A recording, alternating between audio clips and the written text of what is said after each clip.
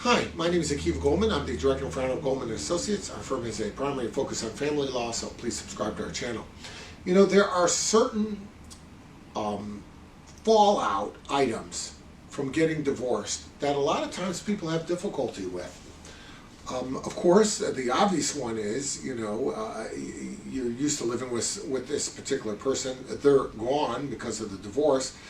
That has an impact. It could be a positive impact. It could have been a very toxic person. My guess would be it wasn't a person that you really saw eye to eye with, or else you wouldn't have gotten divorced in the first place. But what you need to know, and what you should be aware of, is there's a strong social component that is impacted by divorce. Because in a lot of times, in a situation from a social standpoint, you're married, you're a couple, you're hanging out with other couples, they're married, maybe that guy went to school with your husband, maybe you went to school with that woman, blah, blah, blah, you've known each other for a while, graduated together, you went to your professions together, you got married together, you had your kids together, all these things.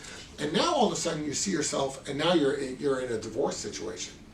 All of a sudden there's a whole dynamic going on which has been shifted dramatically. Maybe you're not invited to the same kinds of things anymore because it's a couples thing, and A, you don't want to feel out of place, and B, that couple doesn't want other couples to feel odd because now you're divorced, and now all the conversation has to gear either toward you, either in a passive way or in a direct way, either talking about woe is you because of your problems, or avoiding talking about family things for fear that it'll insult you because now your family's sort of cut in half because of the divorce. So it's a very strong social component, and one of the biggest fears that we see is when people are getting divorced, one of the fears that they have is, how am I going to move on socially from this? I'm kind of beyond going back to just hanging out with single people. My married friends, there's this a theory that divorce is contagious. So sometimes married people are loath to hang out with newly divorced people. So where does that leave you? So I think the most important thing that a person can do is realize that this is something that may happen. And because it may happen, you need to prepare for it a little bit.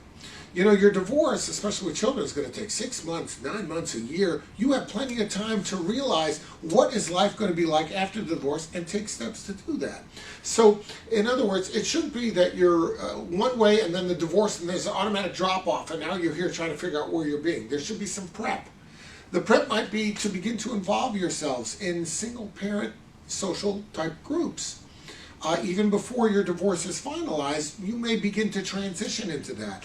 Things like this will help you transition from a married person's life into a single person's life. If you don't do it, you may find that the social implications of being newly divorced very seriously impacting your ability to move on. And so it's a very good idea to transition into these things. If you have any questions about that, or you need some help doing that, give us a call. We'll see if we can give you some guidance in that regard.